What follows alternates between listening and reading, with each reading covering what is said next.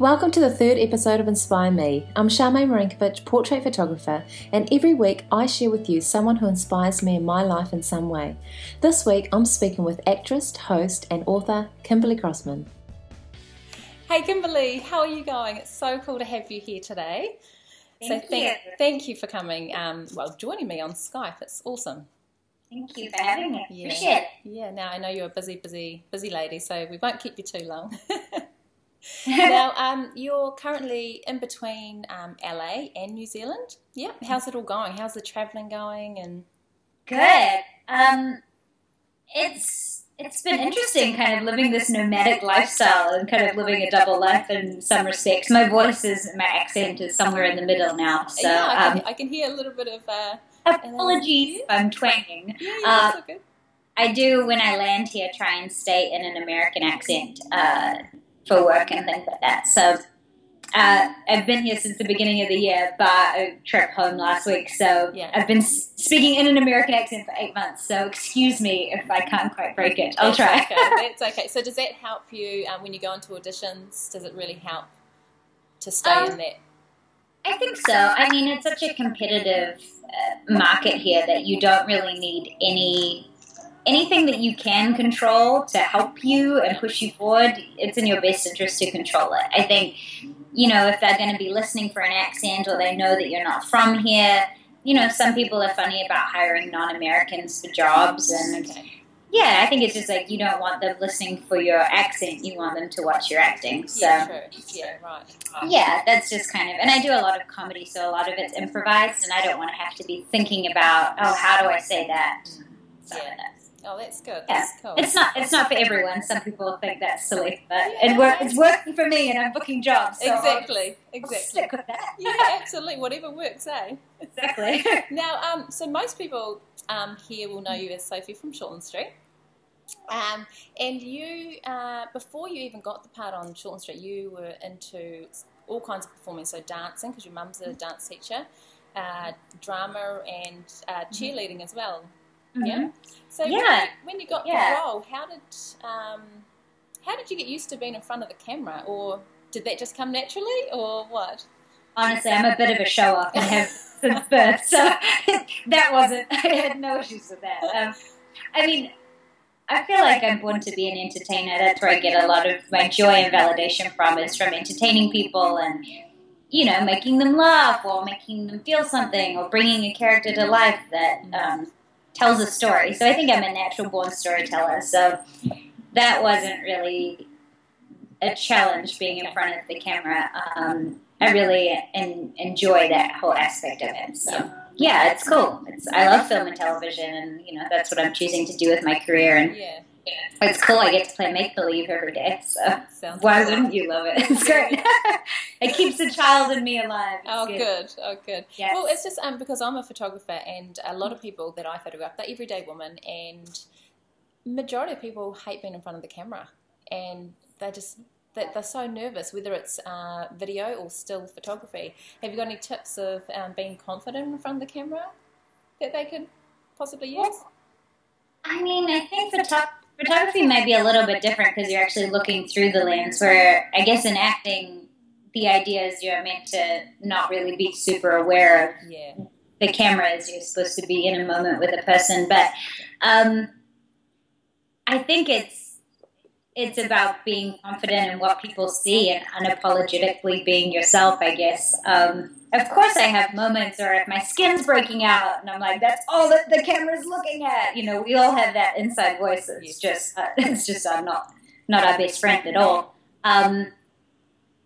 But yeah, in terms of confidence tips in front of the camera, I think just try and enjoy it and just give over to it. It's not going to be long, and the more you relax and are in your own skin and in yourself, then the better you're going to look, and your eyes will come alight and things. So fake it till you make it, and try and enjoy the process, I guess. And someone once told me that Will Ferrell is so great because he's so unaware of himself and just unapologetically himself.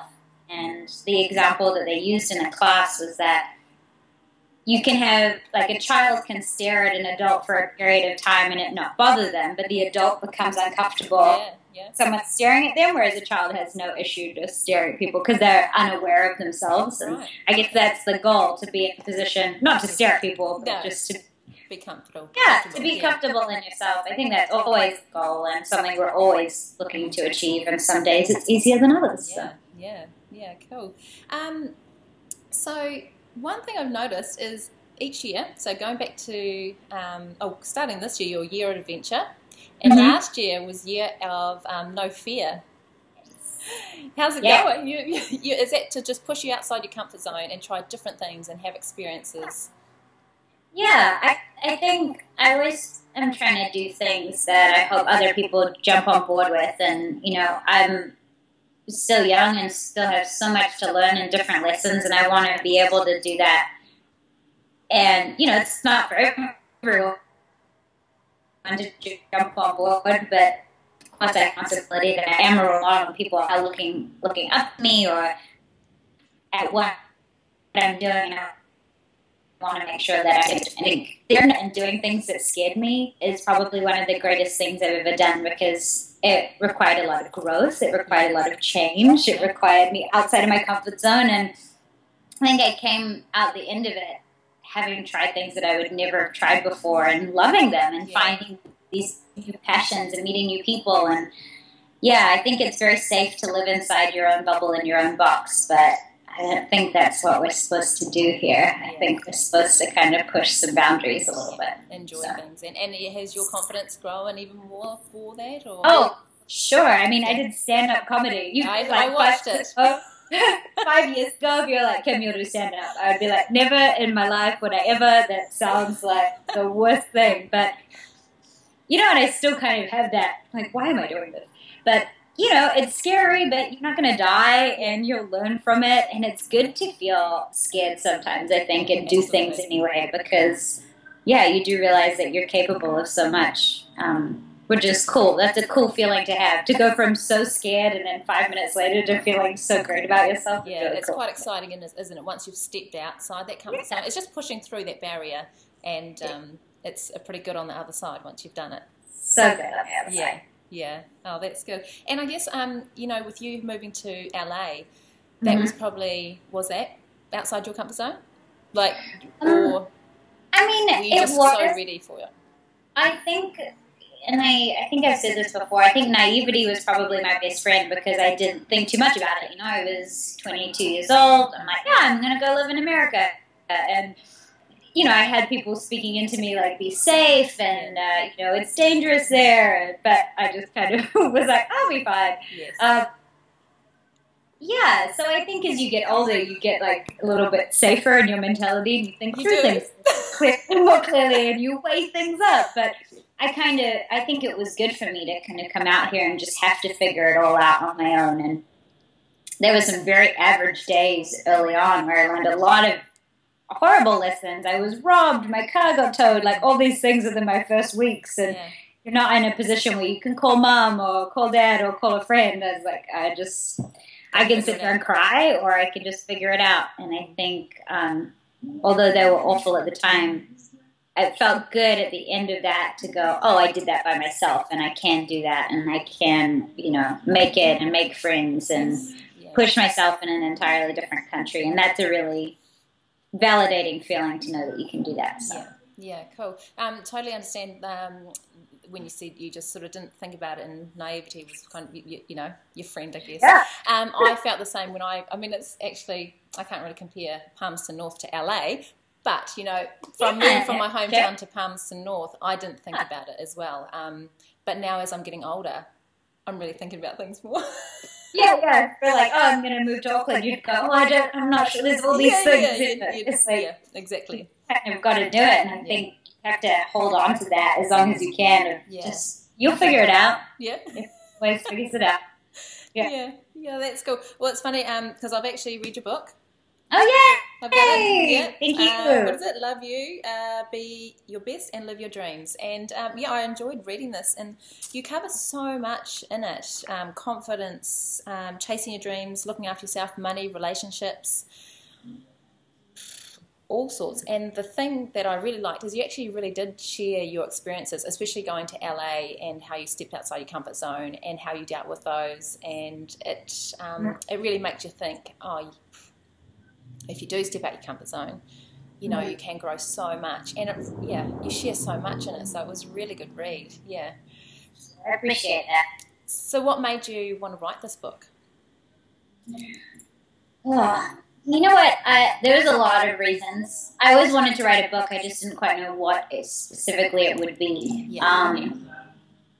And then, you know, I have a lot of people who come to me for advice on things, and I'm not a professional by any means, and I've never pretended to be, but kind of got me thinking, you know, like, I'm very lucky that I had a few people in my life where I could go to for advice who were around my age or had done similar things, but I know that isn't the case for everyone, especially young women in New Zealand growing up who want to do something that is maybe a little bit different, or any career path, I think.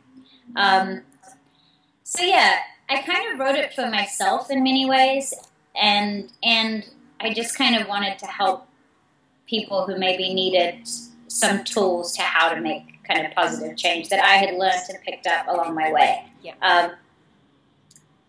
And I'm obviously, you know, I'm young, and writing a self-help book when you're young is an interesting endeavor too. But I think I wanted to write it for people who are going through this stage in life that I've just come to the end of, because a lot of the books out there were written by women a lot older, speaking to this chapter, and I felt, and when I was reading it, just a bit of a disconnect. So yeah, I just kind of wanted to make some advice that's relatable, and, you know, obviously always my own opinion, and people can have differing opinions, but yeah, it was cool. I think the most rewarding thing from doing the book was going on this book tour and meeting people who had read it, and having, you know, teenage girls or, you know, girls in their early 20s come up to me and be like, thank you, because they haven't had someone encouraging them or empowering them to take a different route, you know, and that was really cool to hear that, because obviously that was the goal, but to actually see that come into fruition is pretty cool. Yeah, it makes it well worth it. Yeah, definitely. Well, I know my daughter would probably would love this book. You know, she's 17, and I know, you know, it's perfect for teenagers, absolutely, and early 20s. But hey, I'm in my mid-30s, and I found it good. You know, I picked some things out of there and thought, yeah, why am I not doing that? Or so I think it's, you know, even though you are targeting younger, you know, early 20s or whatever, maybe there's still people out there that are older. And I think so too. I think it would just be too bold of me to go, this book is for everyone and everyone will get something from it. Yeah. You know, I did try and make it a lot of questions in the book that make it about the reader. So I feel like the way I formatted it, the goal is to have you start to question some of the things that you, the reader, are doing, or your habitual behavior and stuff like that too. So yeah, something for everyone. Yeah, that's cool. And one thing that really stood out is your family is just a huge part of who you are, and support, and they always have been. Yeah, they have. I've been very, very blessed in that respect, and I definitely don't take it for granted. I can be a brat at times, but I usually come around. That doesn't last very long. I'll get told off. But I am really, really lucky, and you know, to be pursuing something that I'm pursuing that has so many ups and downs, and yeah, to just know that I have the support of my family is really cool, and I'm very, very lucky for that, because I can't imagine doing this without having a team in the corner. You know, I feel like what I'm pursuing is definitely a team sport, and it should be too. It's not something that anyone should be doing on their own. Yeah, totally. So what are your plans now? You're in LA. What are you doing right now at the moment? Lots at the moment. I just finished shooting a couple of TV shows that will come out in New Zealand. One of them is called Young and Hungry. It's an ABC family sitcom. The other one is called Kevin from Work, which will also be out in New Zealand on demand, I think, in a couple of weeks. Okay. I just did a movie that premiered in New Zealand called Deathgasm, which is awesome. and I'm about to go and shoot my first big US feature, which is about the Green Bay Packers, which is a football team out here. So that's quite cool. And we'll be coming back to New Zealand to shoot a new TV3 show as well at the end of the year. So. Oh, wow. So how do you find juggling LA work and New Zealand work? You just, wherever I am, you just go? Kind of. I mean, that's it. It's tough because, you're always trying, the goal is to be a working actor all the time, and I'm, very lucky that I, have work and have been working. But yeah, you really don't have a schedule. I couldn't tell you what tomorrow looks like. I have an idea, but that could all change. My agents will be like, you have this audition here, and you have to be there. So, and that's, hard when you're trying to live in two countries as well. So I don't quite know how I'm doing it. It's just kind of happening. But, if there's ever scheduling conflicts, that, in my mind, that's a good problem to have. I would rather be having those kind of problems than, not looking. So do you think you've got to just be able to go with the flow, obviously? Yeah, and that's not, I mean, I feel like there's parts of my personality that's really cool with that, but then I'm quite type A by nature. I need to be doing something, I need to be busy, and I used to be, even working on Shortland Street, like I knew I would work Monday to Friday, and you have kind of a schedule or a rough thing in your mind. So to be able to go from that to, hey, someone could ask you to move to London tomorrow and you have to be able to go, I think that's been testing for me and my personality. And, that has a toll on relationships and friendships and things like that. So it's definitely a big sacrifice. I'm getting a lot better at it, but there's been a few panic freakouts where I'm just like, you know what? It's fine. I'm very good at packing. I can pack a suitcase in under 5 minutes, and I'm good to go. So cool. Yes. Yeah. And how's the difference between acting from New Zealand to LA and the people that you deal with, I guess, or the people that you work with? I've been very lucky. Everyone that I've worked with, and I've been a working actor for almost a decade now. It's everyone's been pretty cool, and I think that's true for America and that's true for New Zealand. The difference here is there's just more people, and your crew is bigger. There's more people. There's more food here. So there's a few things that are just make it on a bigger scale because they have bigger budgets. But I mean, I think the work is the same. You still have to put in 110%, or you're very replaceable. So yeah, I think it's just. Yeah, I think the work is the same. You have to work just as hard. Cool. And so, is there anything that you do every day to kind of, look after yourself or keep you focused? Well, I'm in school every day with acting usually. So I do comedy school at the Groundlings, and I do stand-up at Second City, and then I have my acting class and I do private coaching on all my auditions. So I'm keeping my... what would you say? I guess my approach to acting is kind of like an athlete mentality. So, if an audition is the Olympics, I can't just go to the Olympics and expect to win. I have to be warming up and training every day if I want to compete and win. Because ultimately, what I'm doing is very, very competitive. And if I don't practice, or I don't pick up a script, or I'm not reading a script every day, then I'm not giving myself the best shot. So there's a lot of different elements to practicing, whether it's rehearsing with people or writing stuff or accent work. And so there's a lot of different elements to it. But I make sure I'm doing something every day. Yeah. And what about you and yourself personally, like at home, and any little rituals you have? I eat so badly. Oh, do you? I can't lie to you. I can't be like, you know what? I'm so grounded and I eat so well. I wish. I literally just had a bag of chips. You know what? I sleep a lot. I try and get a good night's sleep every night. I'm not a night person. I'm definitely a morning person. So I'm up every day. But I do try and at least kind of get 8 hours of sleep a night, because I know that I'm not the best version of myself if I don't sleep. Right. So that's pretty important.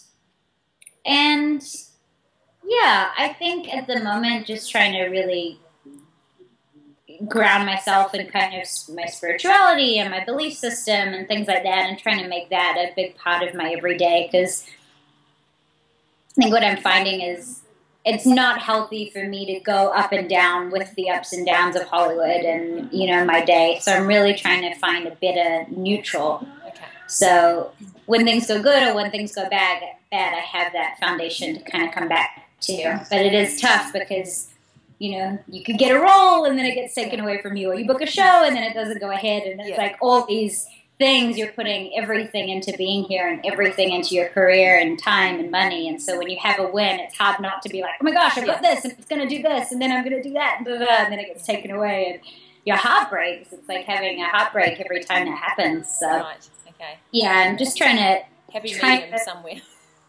trying to do that. I'm an easily excitable person, so when things go well, I get really excited and so. Yeah, I'm the same actually. When something goes really well, I'm so excited, and then it's just like something goes bad, and I'm like, oh, deflates you. I wouldn't want to change that. I think it's just better about not finding validation in employment, which is kind of what I tend to do. Like I'm working so hard for stuff, so when I get closer to the dream, it's like, oh, thank goodness, I'm not crazy. So. Yeah, I need to be better about that, so I'm working on that. Oh, well, you're doing so well, honestly. It's amazing all that you do. It's really fun watching you and just and see, I guess, where you've come from with the Shorten Street, and you've just taken that big step, which, a lot of people find it really hard to take that big step to up level and, take it further. Yeah. It is, and it is hard, but that's not a reason not to do something. Everything's hard, so you may as well just go for it. Yeah, definitely. Yeah, cool.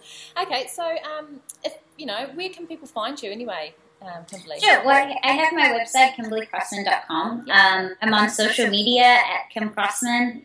Can email me, reach out, anything. Just excited to, always connect with new people and hear other people's stories and stuff too. So. Yeah, your website's really cool actually. It's got quite a lot of information and things like that for people to... it's getting redeveloped too, so it's about to be even newer and more exciting. Really? Oh, cool. Exciting. So, Oh, well, that's really neat. Well, I'll pop all those links below so they've got them, they can go check you out. Well, they probably have already checked you out anyway. Anyway, just in case. But all the best with everything that happens in our LA, and even coming back here and doing what you do back here. It's amazing, and good luck. You're a pretty amazing woman too, so thank you very much for including me. I know you're doing some great things as well, so it's exciting to be part of that. So thank you. Thank you. All right. Well, have a great day. Yeah. Cool. See you later. See ya. So tell me, who inspires you? If you have someone who motivates or inspires you in some way, please share it with me by leaving a comment below. And did you like this interview?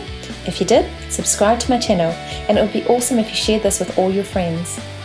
If you want to learn more about the style of portraits I offer, please head over to charmainemarinkovich.co.nz and sign up for my email updates.